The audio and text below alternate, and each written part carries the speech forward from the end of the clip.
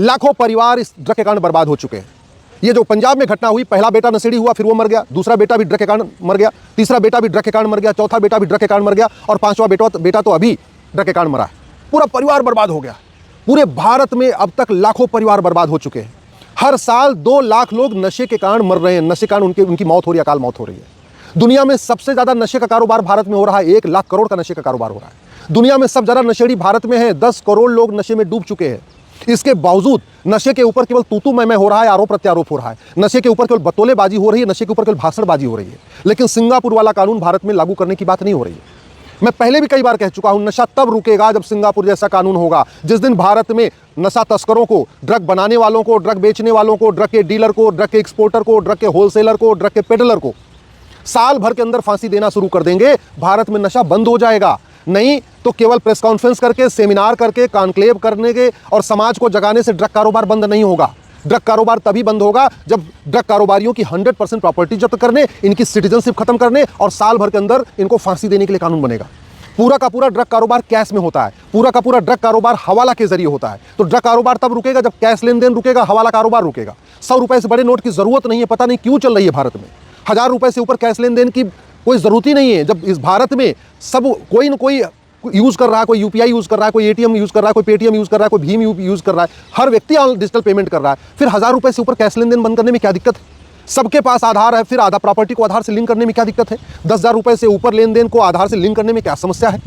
ये नशा रुक सकता है। जो हमारे परिवार बर्बाद हो रहा है, ये रुक सकता है। नशे के कारण तन भी बर्बाद हो रहा है, मन भी बर्बाद हो रहा है, धन भी बर्बाद हो रहा है, धर्म भी बर्बाद हो रहा है।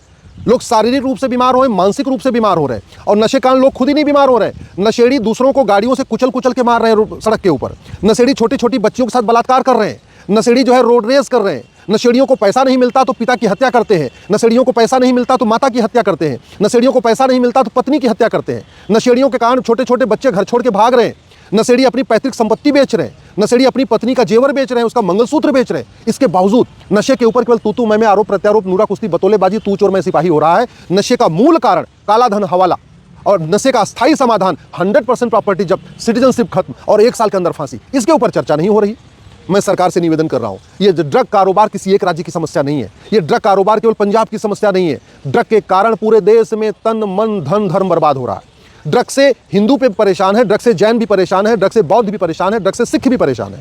ड्रग के कारण अगले परिवार भी बर्बाद हो रहे हैं, पिछड़े परिवार भी बर्बाद हो रहे हैं। ड्रग के कारण दलित परिवार भी बर्बाद हो रहे हैं। ड्रग के कारण आदिवासी परिवार भी बर्बाद हो रहे हैं। ड्रग के कारण गुजराती भी बर्बाद हो रहे हैं, बंगाली भी बर्बाद हो रहे हैं, तमिलियन भी बर्बाद हो रहे हैं, कश्मीरी भी बर्बाद हो रहे हैं। ड्रग के कारण ब्राह्मण भी बर्बाद हो रहे हैं, क्षत्रिय भी बर्बाद हो रहे हैं, वैश्य भी बर्बाद हो रहे हैं, दलित भी बर्बाद हो रहे हैं। प्रत्येक भाषा, प्रत्येक क्षेत्र, हर तरफ ड्रग के कारण महामारी आई हुई है और ड्रग की पूरी सुनामी चल रही है। साल में 2 लाख लोगों की अकाल मौत हो रही है। नशेड़ी या तो खुद मर रहे हैं बीमार होकर, या दूसरों को मार रहे हैं, हत्या करके मार रहे हैं, बलात्कार करके मार रहे हैं, गाड़ियों से कुचल के मार रहे हैं, रोड रेस में मार रहे हैं। नहीं तो पैसा न मिलने पर अपनी पत्नी की हत्या कर रहे हैं, पैसा न मिलने पर अपने माता पिता की हत्या कर रहे हैं। इसलिए मैं माननीय प्रधानमंत्री से हाथ जोड़ के निवेदन कर रहा हूँ, तत्काल संसद में ड्रग कारोबारियों की 100% प्रॉपर्टी जब्त करने, नागरिकता खत्म करने और साल भर के अंदर फांसी देने के लिए कानून बनाइए। ड्रग कारोबार पूरा काला धन, हवाला के जरिए चलता है, इसलिए 100 रुपए से बड़ी नोट बंद करिए, 1000 रुपए से ऊपर कैश लेन देन बंद करिए, प्रॉपर्टी को आधार से लिंक करने के लिए कानून बनाइए और जो ड्रग कारोबारी हैं इनको सिंगापुर के तरीके साल भर के अंदर फांसी दीजिए। भारत में अगर नशा बंद हो जाएगा, लाखों परिवार आबाद हो जाएंगे। नहीं तो हर साल लाखों परिवार बर्बाद हो रहे हैं, तबाह हो रहे हैं, माता पिता के बुढ़ापे का सहारा खत्म हो रहा है, बहन बेटियां विधवा हो रही हैं, बच्चे अनाथ हो रहे हैं और ये पूरा महामारी का रूप ले चुका है।